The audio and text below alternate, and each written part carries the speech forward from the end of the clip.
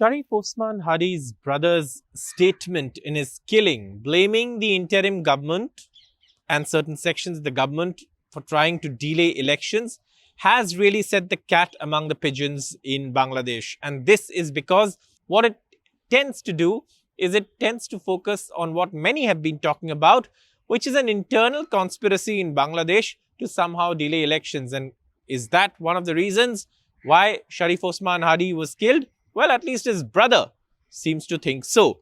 Now, in the initial days when this murder happened, there was an effort by the interim government to try and pin the blame or shift the responsibility on forces that had apparently escaped to India. India strongly denied these allegations, rebutted them, and very clearly said that India insists on peaceful elections and a transition to democracy. India's message was very clear from day one. Today, India has been proved right by the statement from the brother of Sharif Osman Hadi, who has clearly said that this murder was to create disturbance or destabilization so that elections could be delayed. This is what India hadn't said. But definitely in the statement, India had said that Bangladesh should hold peaceful elections. And today, you know why that was said. Because obviously, this is clearly now an interim conspiracy. Now, who gains from delaying elections, or who wants to delay elections in Bangladesh? Well, number one is the Jamaat Islami Bangladesh. Why? Because at this point, there are multiple reasons why they feel so. One is that their ban has just been revoked and their electoral machinery is still not in place. Secondly, they don't want an election that will hand over power to a democratically elected government, which will make it more difficult for them to run their agenda, which is to demolish all traces of democracy and establish an Islamist radical state in Bangladesh.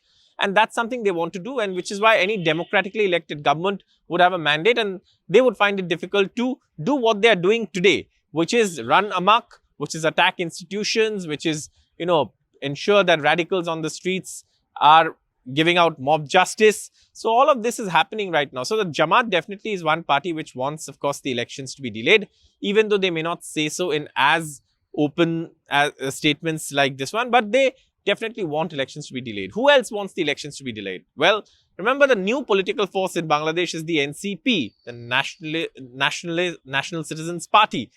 And this is a new party, barely new party, and therefore their electoral machinery isn't in place. They have a very small support base. They are at this point trying to form an alliance with the Jamaat Islami Bangladesh to try and see if they can win seats. And therefore, they are also not prepared for an election. And amongst them, there are many of these radical elements as well who don't want elections. So they are also a part of the same grouping. Now, if there are no elections, who benefits? That is where there is a question mark on the interim government. If there are no elections, if the elections are delayed, who benefits? The interim government does, because that means it'll probably get to stay on in power while these radical mobs, while the Jamaat types can get to do whatever they want and run their writ without really there being an elected government to enforce law and order. And that is one thing that obviously the interim government is also aware of. And the people who want elections as soon as possible are very few. And that is one is, of course, the BNP, which is the front runner in these elections. The BNP, the Bangladesh Nationalist Party, has had its leader return after 17 years in exile during the Sheikh Hasina regime.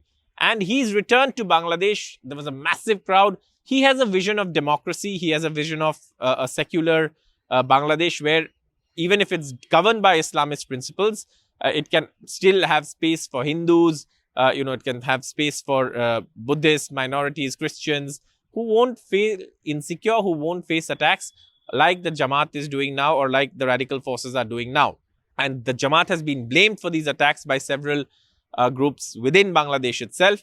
And therefore, this is not something that's new or that's not new information in the public domain. Now, all of this means one thing, that there are people who don't want elections on time. There are people who want elections to be held as soon as possible. And everyone's made their point clear.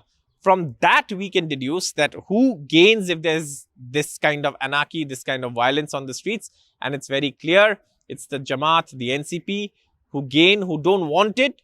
And to some extent, if the elections don't happen, the interim government also gets to continue without really having fought an election for a longer period of time. Till, of course, forces that don't want those elections feel that they're ready for a takeover. So obviously, this is something that's a deeper internal conspiracy, what many in India have been talking about, because initially the interim government did put out a statement that was alluding to some kind of India hand, which now clearly has fallen flat with these statements. The interim government, trying to pin that blame on India has not worked. But obviously, this is something that is an internal conspiracy that needs investigation. Sharif Osman Hadi's brother's statement has made it clear. And not just that, there's another person who's been arrested, and he's also a radical preacher. And Bikrampuri has also said that, he was inspired by the posts of NCP leaders who wanted to create arson. So all of these things are very clear that the Jamaat NCP are not completely clean on this. At least the statements that are coming from within Bangladesh suggest so. India doesn't even have to say anything in this. And therefore, it's very clear that there is an internal conspiracy. There are people who want to delay elections, and those people could be behind this violence as well. At least that's what's already seemingly looking like to be a certain and a truthful reason for trying to delay elections. And that's something that obviously is coming from within Bangladesh at this point. For more such videos where we go beyond the headlines and deliver the news in the context that it's taking place, stay tuned to NDTV's YouTube platform for all the latest news and updates from India and across the world. Keep watching NDTV. Thank you so much for watching this video on NDTV's YouTube platform.